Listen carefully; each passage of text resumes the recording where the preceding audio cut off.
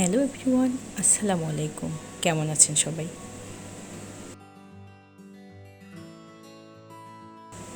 আমরা কিছুদিন আগে ঘুরতে গিয়েছিলাম। এটা আমি এর আগে কয়েকটি ব্লগে আপনাদের সাথে শেয়ার করেছি।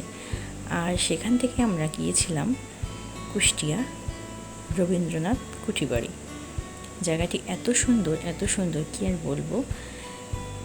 তো এই যে দেখুন, কারা কারা এখানে গিয়েছিলেন অবশ্যই জানাবেন। এর আগে আমি ছোট একটা ভিডিওতে আপনাদেরকে দেখিয়েছিলাম, আর আজকে আমি পুরো ভিডিওতে শেয়ার করব। এই তো আমরা শুরুতেই রওনা দিয়েছিলাম। আমরা যেহেতু দর্শনা থেকে যাব, তো আমরা দর্শনা রেল স্টেশনে ওয়েট করতেছিলাম। আর এই দিয়ে জার্নিগুলো মোটামুটি ট্রেনেই ভালো, ট্রেন থেকে কাছাকাছি হয়। তো আমরা দর্শনা থেকে চুয়াডাঙ্গার পরেই পোড়াদহ নামে একটা স্টেশন রয়েছে, আমরা সেখানে নামবো। আর এটা কুষ্টিয়ার মধ্যে পড়ে।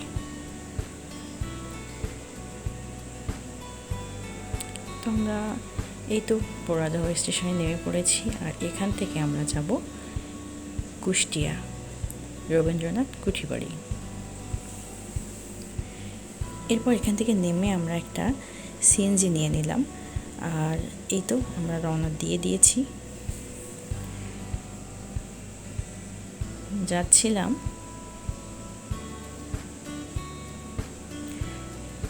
তো এদিকে মোটামুটি পোড়াদহ থেকে খুব একটা বেশি দূরে না, মানে সিএনজিতে আমাদের 1 ঘন্টা লেগেছিল।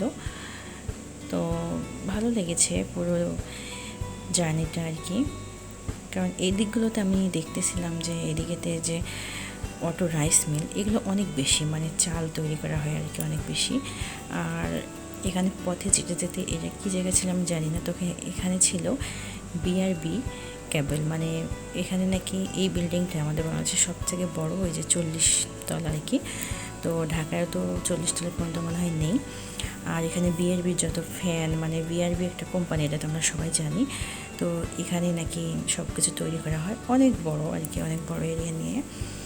তো যাই হোক, খুব ভালো লাগছে। আর এখন আমরা মোটামুটি কুষ্টিয়ার মধ্যে, এই যে এটা কুষ্টিয়া সম্ভবত মেডিকেল কলেজ। তো এটা যেহেতু নতুন, এখনও নাকি সেভাবে চালু হয়নি, এটা আর কি শেষের দিকে যে মেডিকেল কলেজগুলো হলো তার মধ্যে তো কুষ্টিয়া একটা। এই পথে যেতেই আমরা কুষ্টিয়া পার হচ্ছিলাম। আর এটা ছিল কুষ্টিয়ার সেই বিখ্যাত গড়াই নদী। ব্রিজটা এত সুন্দর কি আর বলবো। এটির একটি নাম রয়েছে, তো এর পরের ভিডিওতে আমি আপনাদেরকে সেই নামটি দেখিয়ে দেব। তো যাই হোক, এই তো আমরা চলে আসছি রবীন্দ্রনাথ কুঠিবাড়িতে। আর এখন আমরা ভিতরে ঢুকে পড়লাম আমরা এখানে। আর ওই দিন ছিল প্রচণ্ড রোদ আর গরম। আমার মেয়ে তো পথে 2-3 বার বমি করে ফেলছিল, আমার এত ভয় লাগতেছিল।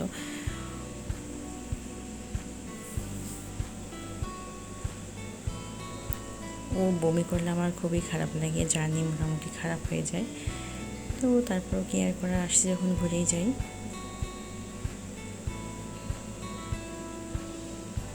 আর খুব তাড়াহুড়া করে আমি এই জন্য ভিডিওটা করছি, কারণ আমার মেয়ে খুব বিরক্ত করতেছিল। ও বমি করার কারণে অনেক ক্লান্ত হয়ে গিয়েছিল। এই যে আমরা ঢুকে পড়ছি ভিতরে। আর রবীন্দ্রনাথ কুঠিবাড়ি, মানে এই যে এই বাড়িটি মেন আকর্ষণ। তো এখানে আমরা ঢুকবো এখন। আর এটা এত বড় এরিয়া। এই যে আমাদের বিশ্বকবি রবীন্দ্রনাথ ঠাকুর এখানে এসে, উনি তো সব দেশেই ঘুরে বেড়াতো, বিশেষ করে ভারত বা ইন্ডিয়া এদিকে বেশি থাকতো। তো যখন ওনার ভালো লাগতো না, তখন উনি বাংলাদেশে এসে ওনার এই রবীন্দ্রনাথ যে কুঠি বাড়িটা আছে, এখানে এসে উনি রিল্যাক্স করতো।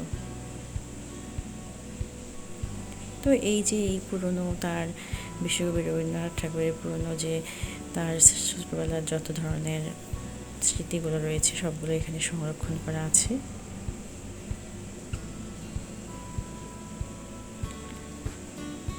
ওনার বাল্যকাল থেকে শুরু করে মানে সব কিছুই আর কি আছে এখানে, সব ছবি।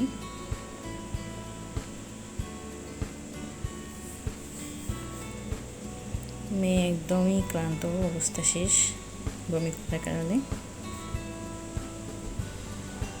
পরে একটু ওকে ওষুধ খাওয়াইলাম। আমি পথে ওষুধ নিয়ে নিয়েছিলাম, মিষ্টি নিয়ে ওকে খাওয়াই দিছি, দিয়ে তারপরে একটু দেখা যাচ্ছিল যে আর বমি করেনি। এই যে এরপর আমরা উপরে উঠে গেলাম। এটা দ্বিতীয় তলা বা তৃতীয় তলা পর্যন্ত আছে মনে হয়। দ্বিতীয় তলায় উঠলাম। এই যে এটা হচ্ছে রবীন্দ্রনাথের খাট, এখানে উনি বসে থাকতো, ঘুমাতো, মানে যাই হোক আর কি। এই যে ওনাদের পরিবারের সবার ছবি। এরপর আমরা এখান থেকে বের হলাম। বের হয়ে ভাবলাম যে বাকি যে এরিয়াটা আছে একটু ঘুরে দেখি।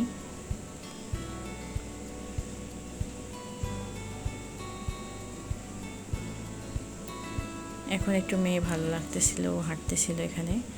তবে ফাঁকা জায়গা পেয়ে খুবই মজা করতেছিল, কারণ ও ফাঁকা জায়গা খুব মজা পায়।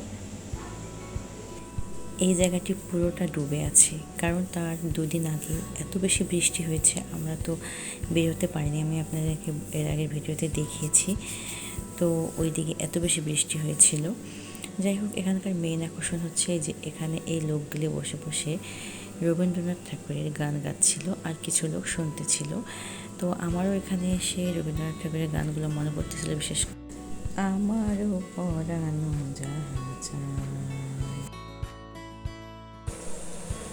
আমাদের সময় কম ছিল, তাই আমরা আর গান শুনিনি। আমরা পুরোটা ঘুরে শেষ করে খুব তাড়াতাড়ি বের হয়ে আসি। এই যে দেখেন আমার মেয়ে শেষের দিকে এসে একটু ভালো লাগতেছিল ওর, তাই ওকে আমরা বললাম যে তুমি একটু হেঁটে আসো। তাকে বলতেছিলাম স্টাইল করে হাঁটতে, সেও হাঁটতেছিল। মাশাআল্লাহ, মেয়েটা তো বড়ই হয়ে গেল আমার। তার যে কত স্টাইল, তার মামা থেকে শেখাই দিচ্ছিল এইভাবে হাঁটতে। সব কিছু মিলিয়ে আমরা বের হয়ে আসলাম। আর সবাই ভালো থাকবেন। আজকে এই পর্যন্ত। আল্লাহ হাফেজ।